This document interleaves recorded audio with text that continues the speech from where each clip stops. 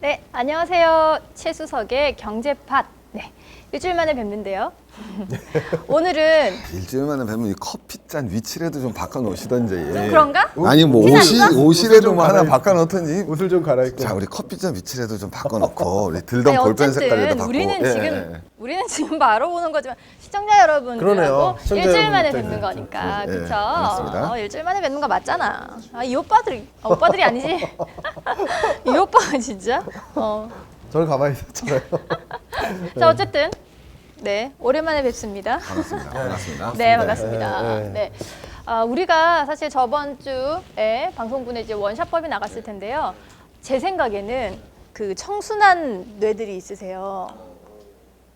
그러니까 그 여성분들 중에서 사실은 이제 뭐 경제나 정치나 시사 문제 이런 것들에 대해서는 조금 울렁증이 좀 있고 뭐라 그런지 잘 모르겠고 이런 분들이 계시단 말이야. 그래서 이번에는 조금 더 쉽게 오케이. 경제 관심 있는 분들만 들으시는 게 아니라 우리 청순한 애들도 좀 알아들을 수 있게 좀 더 쉽게 부탁드려도 되겠습니다. 네.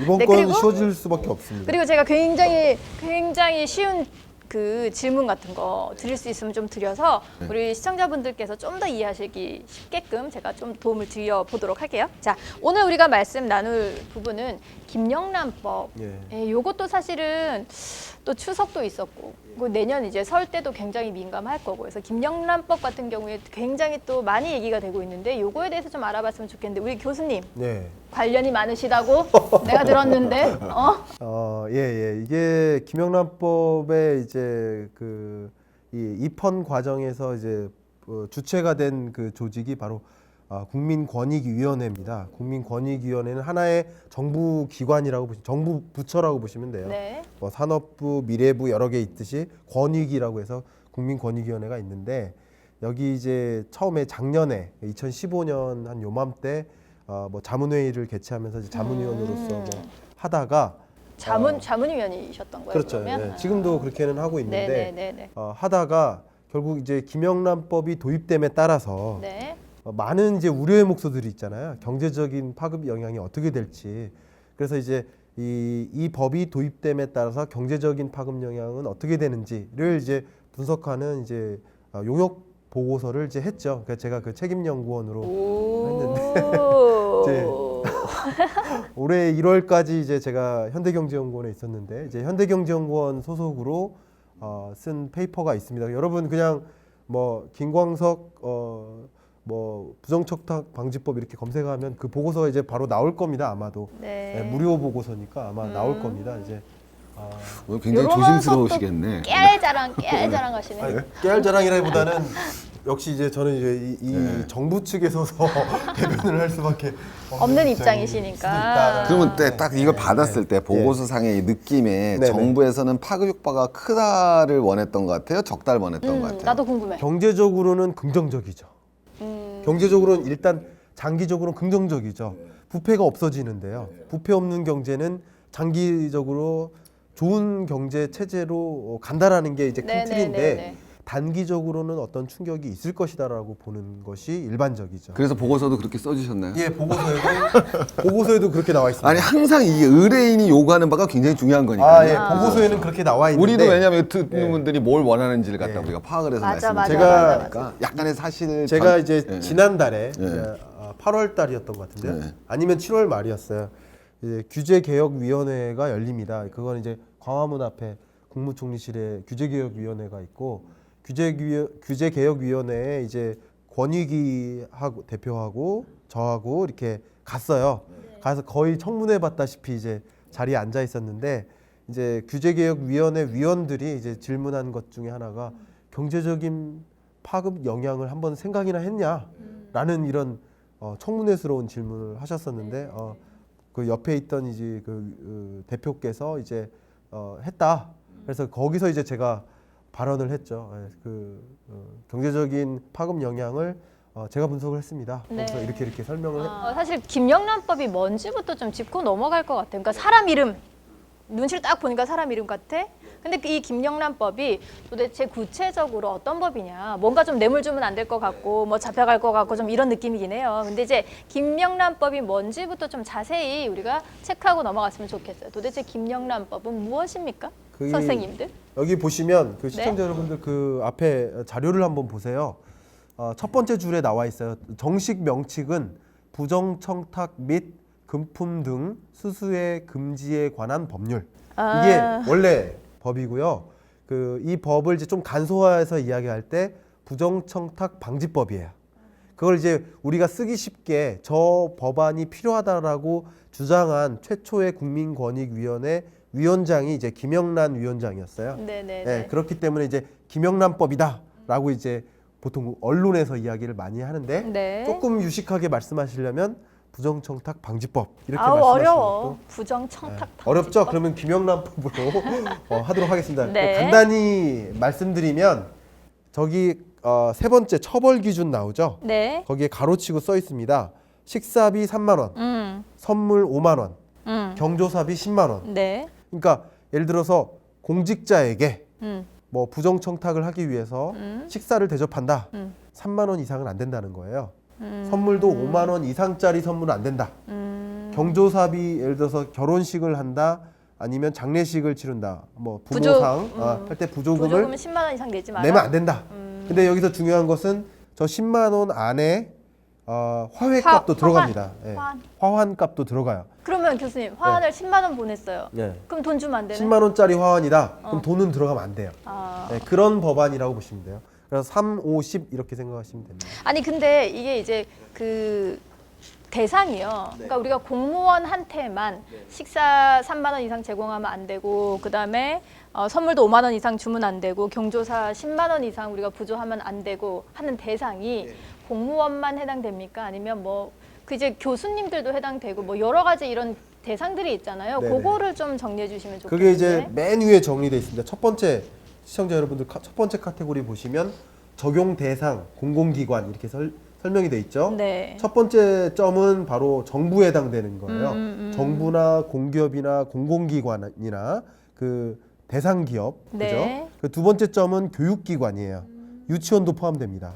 그럼 유치원 선생님한테도 안 되죠. 되는 거네요. 네. 대학교도 당연히 포함되고요. 네. 교직원들도 다 포함이 됩니다. 네네네. 계약직 교직원도 다 포함이 됩니다. 아하.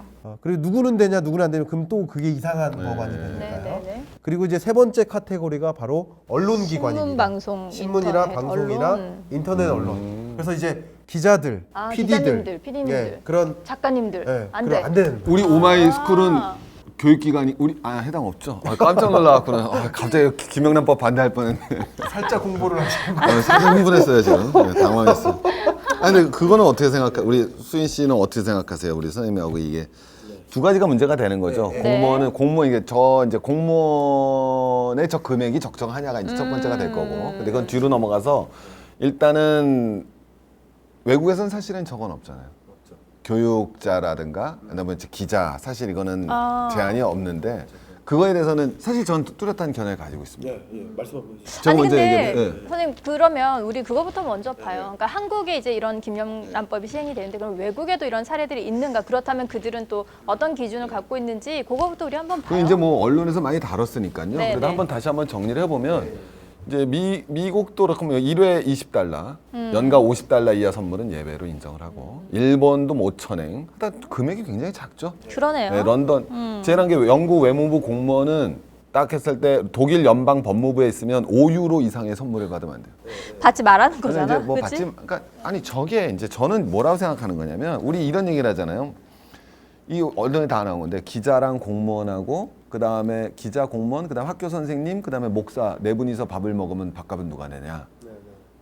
그 식당 주인이 낸다는 유명한 말 있지 않습니까? 그러니까 이게 이제 두 가지로 먼저 들어가면은 시장 주인분들 되게 안 좋아하실 것 같은데요. 아니 다 그만큼 그분들이 이제 실제로는 계산을 안 그러니까, 한다라는 거죠. 실제로 그만큼 그러니까 안 저는 내신다니. 사실은 두 가지 미리 얘기하고 싶어요. 제 사실에서는 첫 번째는 이제 금액을 가지고 얘기를 하는데 금액이 빡빡하죠, 사실은. 금액이 빡빡한데. 빡빡하죠. 네.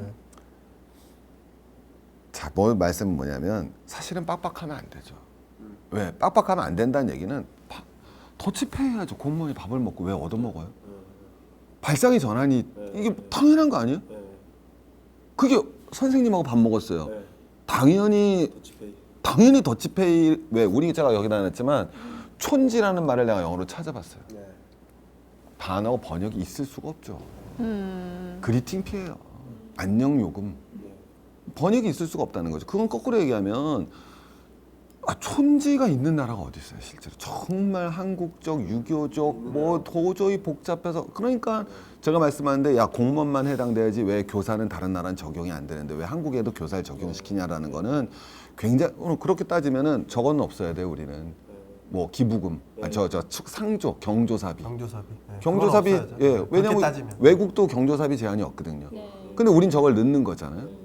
그러니까 그런데 그거는 이제 쉽게 표현하면 경조사비도 주면 안 되는 거죠. 10,000원이라도 원래는. 제가 적어놓겠습니다. 그 예, 말씀이 법을 엄격하게 적용을. 아니 외국은 있는데 우리는 없잖아. 네. 라고 이거는 그 뭐냐면 논리를 그렇게 할 하면은 거면 경조사비도 10,000원도 받아서는 안 되는 거죠. 똑같이. 저것도 30,000원이 돼야 되는 건데 경조사비를 우리는 허용을 해주는 거는 한국적 문화에서 경조사비는 어쩔 수 없는 거기 때문에 가장 큰 금액까지 허용을 해주겠다라는 거거든요. 저 취지가.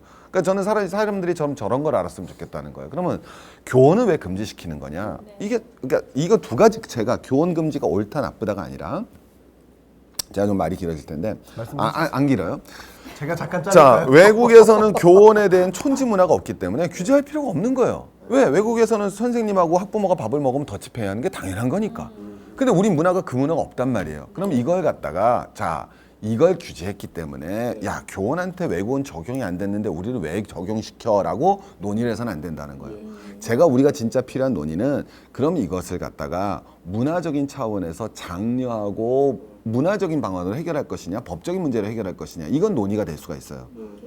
근데 실제로 이것에 대해서 왜 교원에만 적용하느냐, 이건 사실 굉장히 문제가 되는 거죠. 그리고 그건 대상과 사실 전 그렇게 보는 거죠. 제가 한 가지 마찬가지로. 첨언을 드리면 예, 예. 되게 동의하는 말씀을 많이 해주셨는데 제가 그러니까 유학 중에 추천서를 써준 교수님이 3분이나 계셔서 우리 한국에서는 제가 이제 한국에서 이제 유학을 갈 때는 와인 2병씩 사가지고 갔었어요. 교수님 추천서 좀 부탁합니다. 했었는데 그런 그 제 행동이 배어 있어서 또 이제 유학 가서도 추천서 좀 부탁합니다 할 때 제가 와인을 사가지고 갔는데 교수님들이 깜짝 놀라시는 거예요.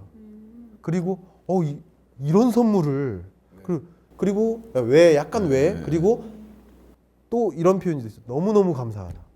이런 걸 줘서 너무너무 감사하다.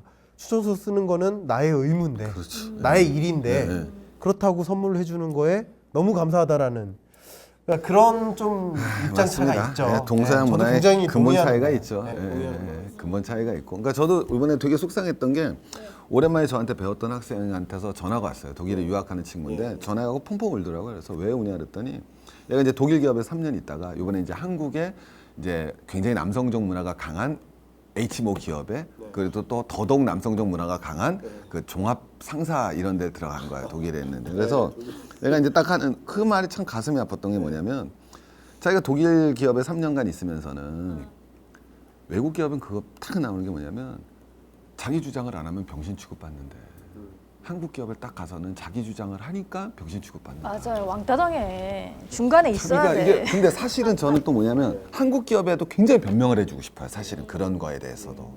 왜냐하면 그게 꼭 나쁘냐라는 건데 근데 어쨌든 너무 다르다라는 거죠. 맞아요. 제가 맞아요. 잠깐 제 홍보를 하나 하자면요.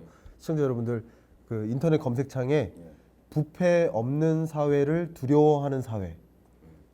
다시 한번 할게요. 부패 없는 사회를 두려워하는 사회. 이게 제가 저는 이제 거의 일주일에 하나씩 시론을 항상 신문에 게재를 하고 있는데 제 생각에 제가 써온 모든 시론을 통틀어서 가장 최고의 시론이라고 생각합니다. 부패 없는 사회를 두려워하는 사회. 우리나라가 부패 없는 사회이기를 굉장히 두려워하는 거예요. 김영란법이 도입됨에 따라서 경제적인 파급 영향을 계산하고 두려워하고 그것에 대한 대책을 마련하고 그거부터가 전 싫은 거예요. 솔직히 말하면. 예. 한번 꼭 읽어봐 주시기 바랍니다. 100%. 그래서 자꾸 사람들이 이거 예외 규정에 주목하잖아요. 이 예외 규정의 문제점이 뭐다라는 게 나오는데 사실은 정말 그게 양비론적으로 본질을 흐리는 거라고 저도 기본적으로 봅니다. 양비론이라는 게 사실은 굉장히 그게 큰 문제가 될 수 있는 시각이거든요. 그러니까 양비론의 가장 큰 문제점이 본질을 흐리는 거거든요. 그러니까 자꾸 우리가 보다 더 나오는 그만 얘기하겠습니다. 예. 말씀하세요. 아니 근데 이런 측면에서 이게 사실 아주 쉬운 문제는 아닌 게 그것 이제 저가 실제로 있었던 사례 드릴게요. 이제 제가 요번에 이제 그 우리 수진 씨랑 어떤 걸 만들었냐면은 이제 제가 이제 개인적으로 하고 싶었던 게 CES를 가고 싶었어요. 근데 CES를 혼자 가는 것보다는 우리 고객분들하고 같이 가자. 근데 고객분들하고 같이 갈 때 이제 몇 가지 전제를 조건을 세운 거죠. 예전에도 제가 이제 하는데 뭐 제가 좋은 뜻으로 하나 말하면 고객분들한테 같이 가되 대신 오해될까봐 왜 무슨 여행 가면은 왜 누구랑 함께 가는 여행 하면은 왜 고객분들이 그 사람들 돈 n분의 1에서 내는 꼴이 되면 안 되잖아요. 그래서 이제 기본적인 경비는 저나 수진 씨는 각자 부담을 하고 근데 왜 여행사를 끼우는 거냐면 여행사를 안 끼우면 그 CES 때 그 숙박비가 비싸서 못 갑니다. 그러니까 블락으로 못 항공도 잡으면 그렇고, 갈 수가 숙박도 없죠. 그렇고. 이게 당연히 왜냐면 어느 정도 봤냐면은 CES가 라스베가스에서 열리니까 라스베가스에 그 W로 시작하는 호텔 사람 이름을 일단 유명한 카지노 호텔을 봤습니다. 근데 굉장히 어렵죠 방송이라는 게. 근데 그게 평상시에는 24만 원짜리 방이 그때가 되니까 119만 원이 돼 있는 거예요. 그렇죠. 그러니까 이게 이제 여행사 없이는 불가능한 거예요. 비행기표나 모든 게 여행사가 블랙으로 끊어야 되니까. 그래서 여행사의 도움을 받고 그때 우리가 가서 보고 싶은 데라고 가면 우리가 미래 먹거리를 한잔 찾아보자 해서 프로그램을 만들었는데 이제 제가 제일 잘하는 그 대한민국의 최고의 공영 방송인 K모 방송에 거기에서 이제 매년 CES를 갔던 C모 기자랑 통화를 했어요. 저랑 형 동생 하는 사이니까. 그래서 야 차 기자라고 많이 차 기자야 너 올해 가면은 진짜 같이 가면 너무 할 게 많은 거죠. CES에 대해서도 의견도 많이 교환하는데 형 올해는 좀 어려울 것 같아. 그런데 K모 공영방송에 차 기자 하면 한 명밖에 없을 것 같은데요. 아니 뭐 그건 전 중요하지 않습니다. 원래 익명성이라는 것이다 이런 식으로. 그런 저도 거예요? 네, 저도 어떻게 나오는지 아세요? 저도 옛날 신문기사 했을 익명가왕도 때 아니고. 방송에서도 활동을 하며 사회탐구에서 강의하고 있는 대한민국 일타 강사인 뭐 C모 강사. C를 왜 붙여? 안 붙여도 다 알아요. 그러니까 저는 뭐 문제 안 되고. 그래서 재밌는 게 왜 못 가냐 그랬더니 이제 사실은 갈라고 그랬으면 협찬을 받았다는 거죠. 근데 똑같은 건데 근데 이제 그게 없어지면 그러니까 KBS 본사가 다 그 돈을 부담을 해서 가야 된다는 거죠. 그러니까 사실은 그러니까 그러면 이렇게 생각하면 되는 거죠. 이 협찬을 받으면 사실 또 가서 방송에 어떤 든 간접적인 또 영향으로 해서 뭐 이렇게 나올 수도 있잖아요. 한국 부스를 한 번이라도 더 가본다든지. 근데 또 그것이 없었을 때 사실은 KBS에서 이걸 다 할 수 있는 일은 아닌 거잖아요. 그러면 기자들이 CS를 안 가야 되느냐. 그러니까 그렇게 나왔을 때는 저도 개인적으로 그건 혼란스럽긴 하더라고요. 정말 혼란스럽게 이게 맞는 건가?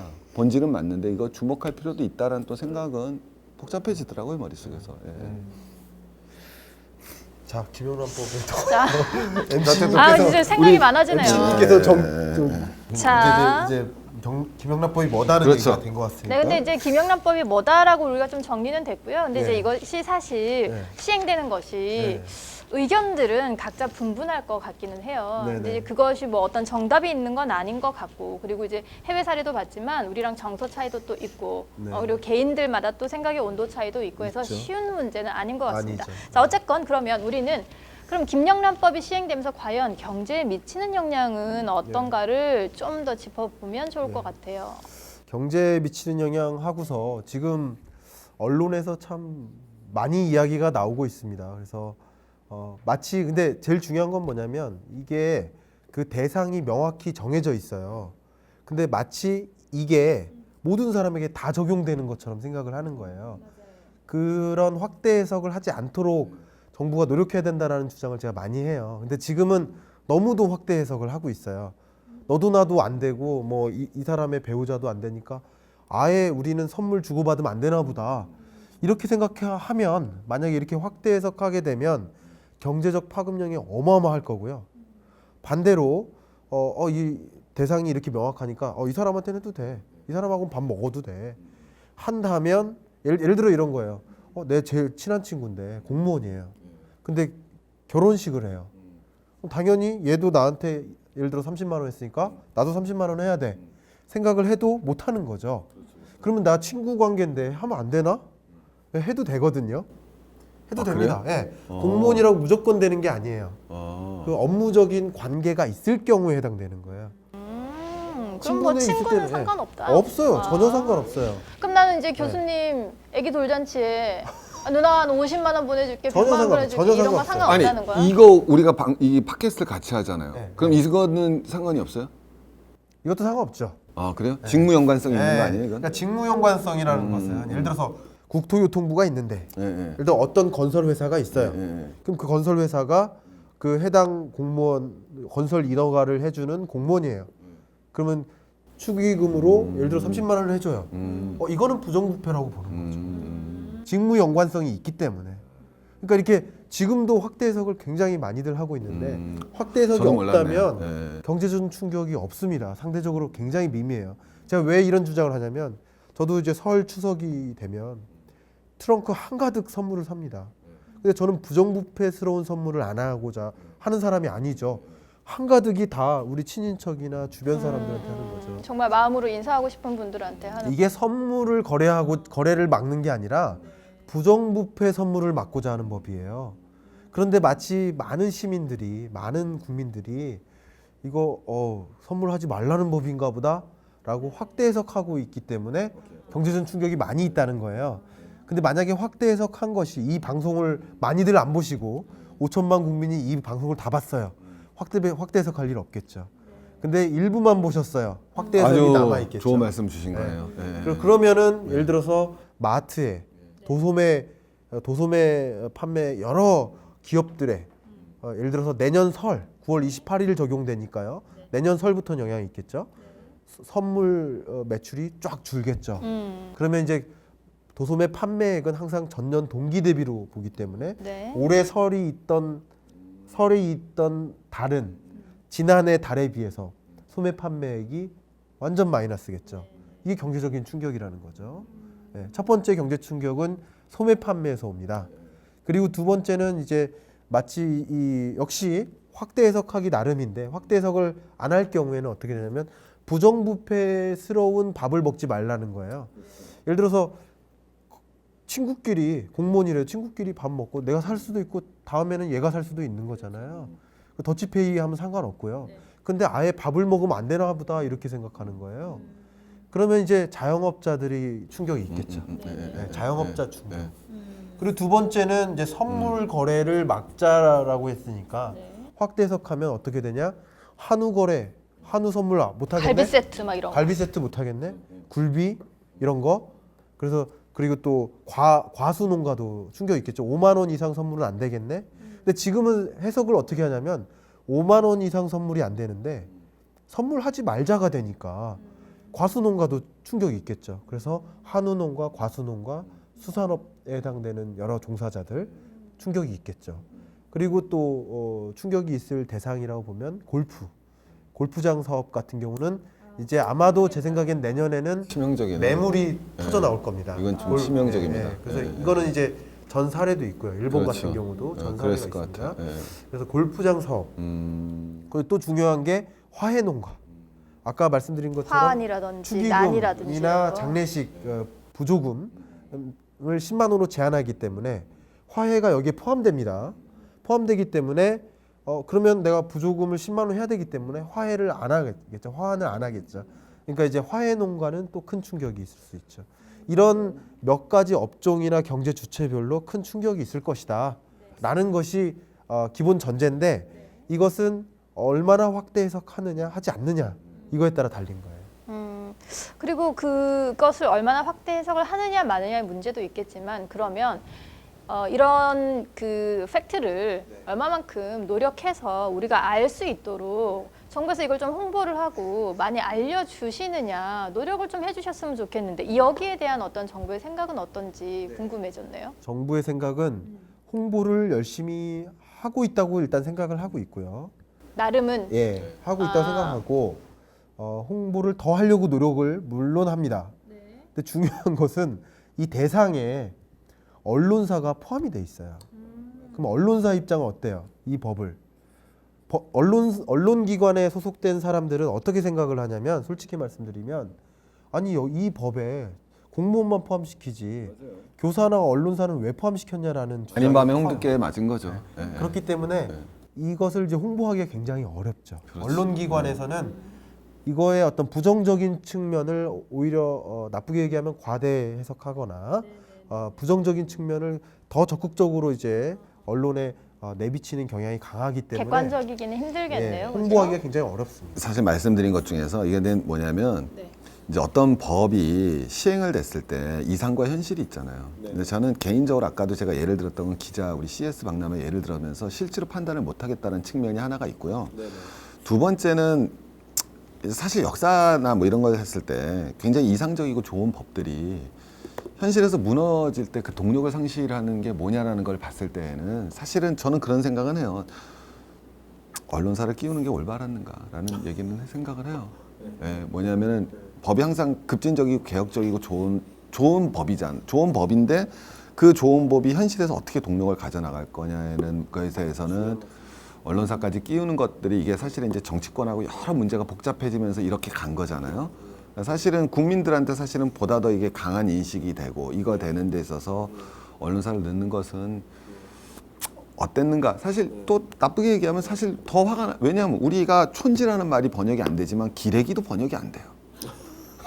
근데 이게 그러니까 우리가 사실은 이게 언론사를 넣고자 했었던 그게 우리가 그만 여기까지만 말씀을 근데 저도 근데- 조금 동의하는 바가 많아요.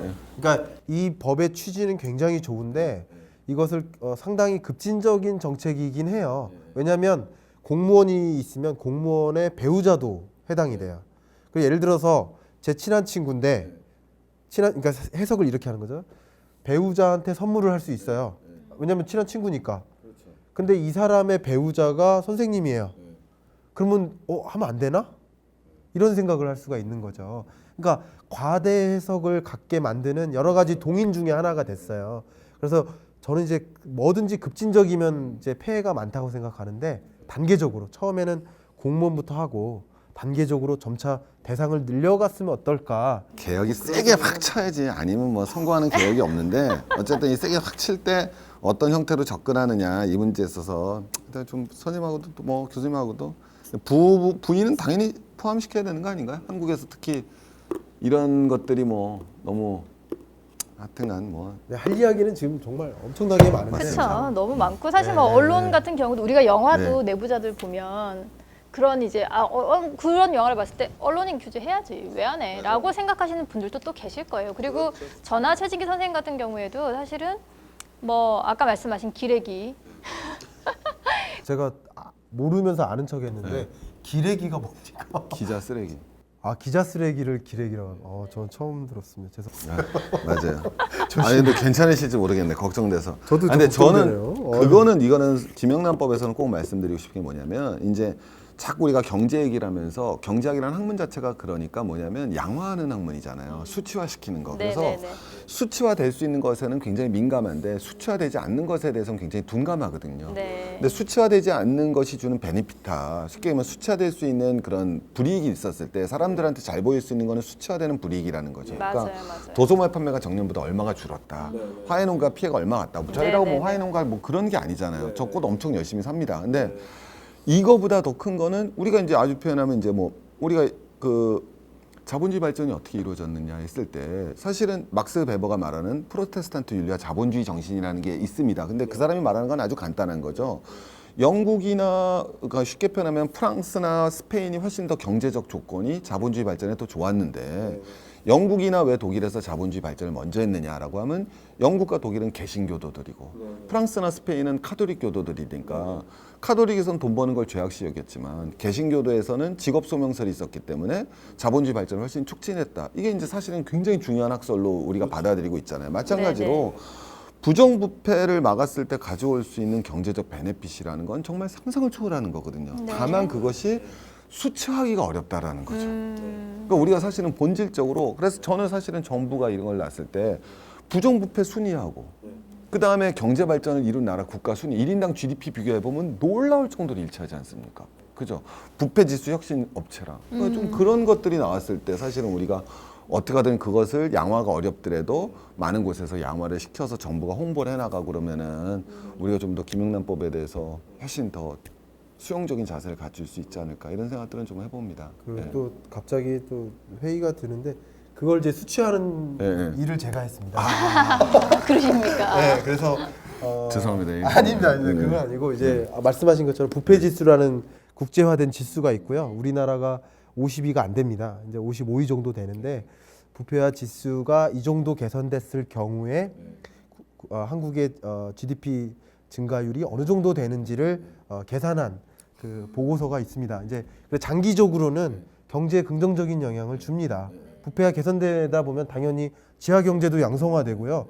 중요한 게 뭐냐면 기업들이 경쟁을 하는데 뭘로 경쟁하냐면 이 뇌물로 경쟁하면 안 된다는 거예요. 근데 예를 들어서 우리나라에서는 뇌물로 경쟁해서 경쟁력을 높일 수 있는데 대외적인 다른 나라들은 기술 경쟁력이나 아이디어 경쟁력, 마케팅 경쟁력을 높여서 경쟁력을 높였는데 우리나라는 세계적으로 봤을 때는 경쟁력이 없어지는 거죠. 그래서 맞아요. 이런 이제 우리 본연의 핵심 역량에 집중하는 그런 노력을 한다는 차원이라든가 여러 가지 차원에서 경제에 굉장히 긍정적인 영향을 줍니다.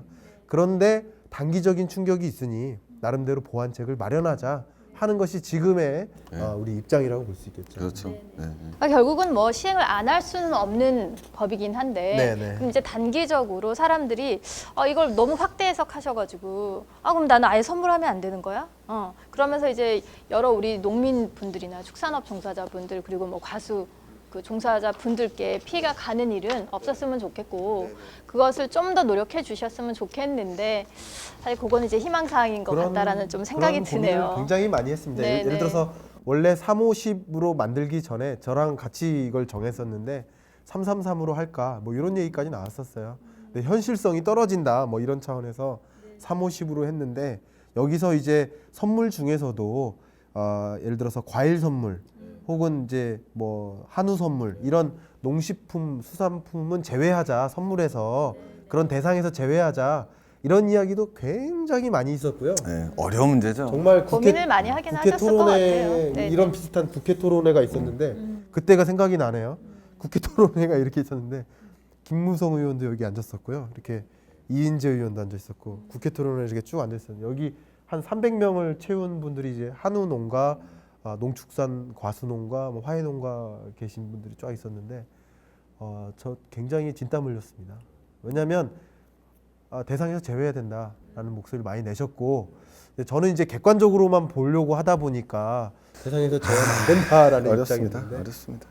굉장히 이게 갑론을박이 넘치는 그런 중요한 이슈라고 보시면 될 것 같습니다. 그렇죠. 이것뿐만이 아니라 우리가 뭐 FTA를 할 때도 마찬가지고요. 어떻게 다뤄야 될 것이냐. 이 뭐 필연적으로 발생하는 문제들에 있어서는 정말 심각한 문제라고밖에 볼 수가 없죠. 네. 네네. 근데 그러면 전 이제 여기서 궁금해진 게 그러면 이제 단기적으로는 우리가 인식이 제대로 형성되기 전까지는 좀 아무래도 이 선물이나 이런 것들을 줄이시는 분들이 많을 것 같은데 그럼 이제 뭐 마트 관계된 어떤 뭐 회사라든지 이런 회사들의 주가에도 영향을 미칠 것 같거든요. 어떻게 보십니까? 예, 당연히 영향을 줍니다. 적어도 단기적으로는 영향을 주고요. 이제 주가라든가 성장률이라든가 모든 경제 지표는 보통은 이제 전년 동기 대비로 하는 거예요. 같은 그러니까 시청자 여러분들께 편하게 말씀드리면 2016년 1사분기의 경제 성장률은 2015년 1사분기의 GDP와 비교했을 때예요. 그러니까 주가도 다 그렇고요. 뭐든지 전기 대비도 물론 있지만 대부분 그렇습니다. 근데 이제 판단한다는 것은 뭐냐면 이제 이 김영란법이 이제 합헌을 이루고 본격적으로 시행됨에 따라서 특히 이제 선물 수요에는 즉각적인 영향을 주기 때문에 이제 주가에도 영향을 주죠. 그래서 주가에 영향을 주는 것은 이제 말씀하신 그런 백화점이나 또 마트나 이런 선물을 사는 특히 이제 설 즈음 되면 김영란법 파급 영향이 얼마나 되나 하면서 뭐 떨썩하게 이야기가 나오죠. 그러면 이제 분명히 주가에는 영향을 줍니다. 주가는 이제 심리 지표이기 때문에 당연히 선제적으로 영향을 줍니다. 네네. 그래서 투자할 땐 이런 부분들은 조금 유의하셔서 보셔야 되겠네요. 그렇죠? 이제 경제적으로 하나만 더 말씀을 드리면 이제 이런 등식도 사실은 굉장히 좀 위험할 수가 있어요. 뭐냐면은 김영란법이 시행이 된다. 그러면 선물을 덜 하게 된다. 그러면 이건 민간 소비 위축으로 간다. 이 등식이잖아요. 어떻게 보면. 근데 여기서 이제 여러 가지가 있는 건데 첫 번째 하나만 지적할 수 있는 거는 그러면 민간 소비 중에서 선물은 좋은 소비냐 이것도 사실은 들어갈 수 있는 거죠. 우리가 민간 소비라고 했을 때 예를 들면 우리가 장려해야 될 소비가 있는 거고 장려하지 않아야 될 소비가 있는 거잖아요. 그렇다고 선물이 장려하지 않아야 될 소비는 아니겠지만 장려할 소비냐는 건 좀 다른 거죠. 예, 예를 아주 쉽게 얘기하면 우리가 노령화가 무서운 이유 중에 하나가 실제로 노인분들이 소비하는 게 좋다 나쁘다 문제가 아니라 노인분들이 최첨단 장비들을 소비하시는 건 아니잖아요. 쉽게 얘기하면. 그러니까 산업의 구조 조정을 원활히 하고 이거를 돌아갈 수 있는 그런 것들은 사실은 아니니까 우리가 좀 하여튼 그런 면에서도 좀 생각을 해보면 이게 이렇게 선물 많이 해서 사실 경제가 발전한다. 이건 굉장히 논리적으로 좀 그게 거꾸로 말하자는 거예요. 저는 말을 하자면. 그럼 선물을 많이 하면 경제가 살아나냐 이거죠. 이건 아무도 동의를 안 할 거예요. 근데 그 역방향의 말이 제 말하고는 아주 똑같은 말인데 이 말에 대해서는 굉장히 민감하게 반응을 하는데 이 말에 대해서는 맞잖아요. 예. 그렇긴 하죠. 네. 근데 이제 사실은 그 뭐 축산업에 종사하고 있는 분들 같은 경우 아니면 이제 뭐 과수 농가 같은 경우에도 나의 밥줄이 이거는 왔다 갔다 하는 문제다라고 받아들이실 수 있기 때문에 그럼요. 그리고 이제 그분들의 생계에 당연한 거죠. 영향을 미칠 네. 수 있다라는 사실을 우리도 인지하고 있기 네. 때문에 사실 우려를 많이 하는 것 같아요. 근데 이제 그렇죠. 이거를 좀 한 발 네. 빼고 넓게 보면 선생님 하시는 말씀도 아주 일리가 있는 말씀이시죠. 그리고 또 거꾸로 말씀을 드리면 뭐냐면 우리가 축산이나 농민에 대해서 저는 우리 전번 시간에 저 말씀 우리 뭐 했었죠? 우리가 전번 시간에? 원샷법. 원샷법 네네. 얘기하면서 뭐였었냐면 그 원샷법은 그 방금 전에 하신 이게- 건데 기억을 못하시죠? 이게 전주에 한 거니까 커피 예, 위치는 안 전주죠? 바뀌고 옷은 네, 안 바뀌었지만 전주죠. 전주에 한 거니까요. 근데 이제 고민되는 건 뭐냐면 이게 사실은 우리가 그거 했었는데 그때도 말하는 게 우리가 이제 농업 어떤 산업이 경쟁력이 약화돼요. 그럼 교과서적으로는 그렇게 써 있죠. 이제 산업 구조 조정이 발생을 한단 말이에요. 그럼 구조 조정이 되면 실업이 발생할 수밖에 없는데 실업에 대한 대책이 뭐냐 그랬을 때 우리는 재교육이라고 얘기를 하죠. 근데 그게 될 수 있는 데가 있고 안 되는 데가 있는 거거든요. 제일 대표적인 게 농업과 축산업 분야입니다. 농민 우리 평균 연령이 어떻게 되세요? 그분들한테 재교육 어렵습니다 현실적으로. 얘기죠. 네. 현실적으로 안 되는 얘기죠. 그러니까 이게 우리가 그걸 더 이게 알고 우리가 다 농민의 자식이고 축산업의 자식들인 분이니까 사실은 그런 부분에 대해서 근데 이제 뭐 되는 거죠. 예 그렇죠. 네. 근데 이런 이제 우려가 있을 때는 사실 이렇게 좀 풀었으면 어떨까 싶은 생각도 들어요. 저 같은 경우는 이제 강원도에 계신 그 축산 농가에 직접 주문을 해서 고기를 먹거든요. 그러면 저는 질 좋은 고기를 좋은 가격에 먹는 거고 또 우리 농가는 유통 단계를 거치지 않고 소비자하고 바로 거래를 하시다 보니까 그 유통 마진에서 떼가는 부분들을 또 세이브하고 더 많이 이제 돈을 받으실 수 있잖아요. 그래서 오히려 우리가 이런 것들을 좀 더 활성화시켜서 농가하고 바로 소비자하고 연결할 수 있는 어떤 그런 장터의 개념 이런 것들이 좀 갑자기 이제 또 막 딴 농민과의 우리 상생까지 얘기가 나오고 있습니다. 넘어갔어? 네. 그만 갈까? 아니 근데- 근데 대책 얘기는 네. 제가 이거 하나는 진짜 이거는 꼭 이건 이제 오늘 이제는 말할 수 있다는데 예. 이게 도소매상 하시는 분들이 사실은 굉장히 그러니까 이게 이런 관계로 또 가면 안 되는 거예요. 농산물 직거래자 하자 그랬을 때 대분이 나누는 게 도소매업에 계신 분들에 대한 굉장히 사실은 적의감을 갖고 있는 거죠. 그렇죠. 네. 그것도 근데 그래. 아, 그러면 안 되죠. 참. 사실은 이 도소매상의 마진율이 높은 사회가 좋은 사회예요. 역설적으로. 이거를 이해를 못 하는 경우가 많아요.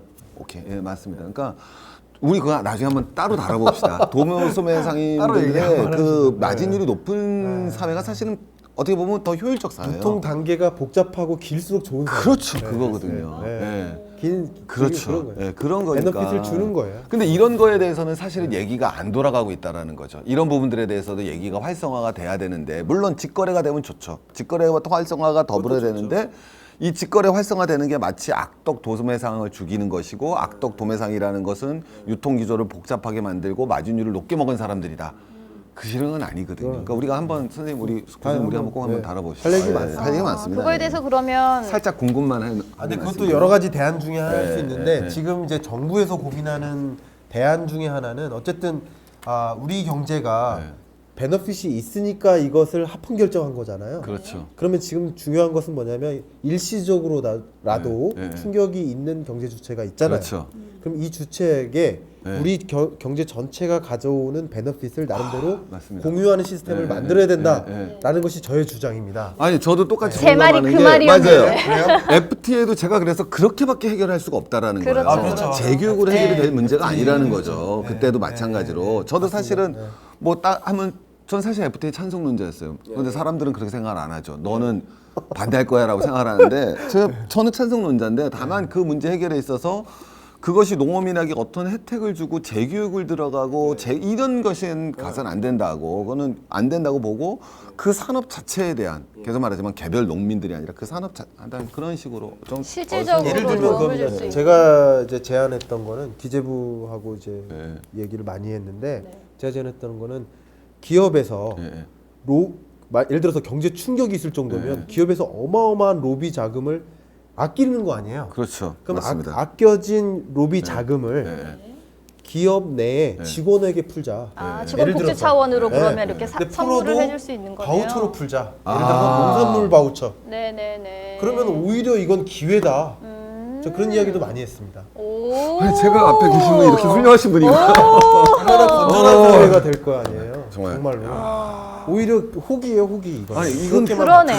굉장히 나의 아이디어가 굉장히 비루해지고 미천해졌어 지금. 난 막 중간 도소매 업자님들한테 막 나는 그런 여러 가지 유통 채널 다각적으로 해야 죄송합니다. 급 사과드립니다. 그리고 이렇게 뭐- 이런 아이디어를 냈었어야 또 되는데 뭐 죄송합니다. 간단한 제안 중에 이런 제안도 있어요. 그건 문화를 혁신시키면 되는 거고. 네네. 간단한 제안 멋있다. 중에는 예를 들어서 지금 뭐 출산율 장려 정책으로 출산 장려금을 지급한단 말이에요. 10만 원, 20만 원. 근데 이 자금은 부에 상관없이 줘요.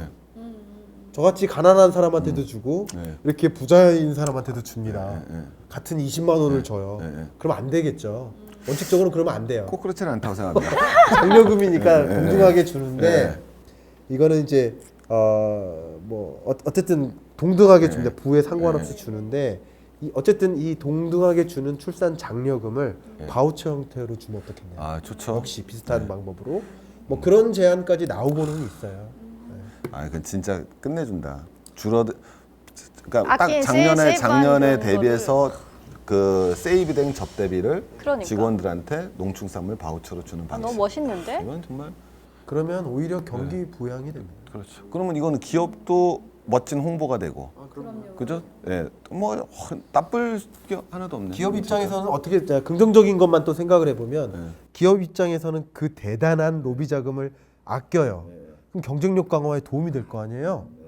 국제적으로 가격 경쟁력이 높아질 거 아니에요. 만약에 정말 어마어마한 자금이 부정부패로 쓰였었다고 한다면, 그러니까 되게 긍정적인 것도 굉장히 많아요. 근데 사실은 이 법이 이거가 정말로 통과되기 어려울 거예요. 지금 말씀해주신 이 아이디어가 사실은 정말 통과되기 어려운 게 뭐냐면 기업은 사실은 보이지 않는 손을 제일 싫어하거든요. 개별 기업. 보여야 돼. 그러니까 뭐냐면 우리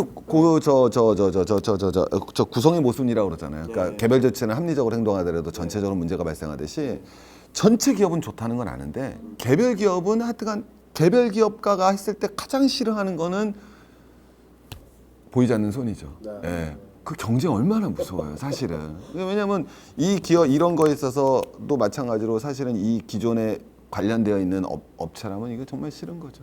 김영란법 없었으면 좋겠는 거죠, 사실은. 그렇죠. 예. 그리고 그런 문제도 사실 있을 수는 있을 것 같아요. 그러니까 이게 작년 대비해서 얼마만큼 세이브가 됐는지, 그리고 이 세이브된 금액을 자율에 맡길 거냐, 그 세이브된 금액을 그럼 직원들한테 다시 바우처로 주십시오라는 거를 규제할 거냐, 아니면 자율에 맡길 거냐. 자율에 맡겼을 때 그럼 이것이 얼마나 또 현실화될 거냐라는 문제는 있을 수 있을 것 같네요. 네. 앞에 모두에 그런 말씀 드렸잖아요. 얼마나 과대 해석하느냐. 그래서 정부의 홍보가 되게 중요하다고 말씀드렸는데 홍보와 함께 그런 종류의 문화 형성에 또 일조하는 그런 캠페인화 한다면 오히려 이제 긍정적인 것도 많이 있다는 거죠. 좋은 얘기 많이 그런 나왔습니다. 생각합니다. 저희 이 재밌네요. 방송이 네. 투자보다는 조금 그러게, 바르게 우리 살기 이게 법이라 그래, 다 법이라. 국세로 가셔야 법이라 되겠어. 그럴 것 같아요. 이해하고 이해가 법이 나와갖고는 지금 네. 주제가 아마 이랬는데, 예. 다음 주 주제부터는 좀 네. 투자에 더 직접적인 이야기가 나올 다음 주엔 저희가 옷도 바뀌고 이거 위치도 좀 바뀌고. 아니 그런데 아니, 가는 김에 한 주 더 가는 건가?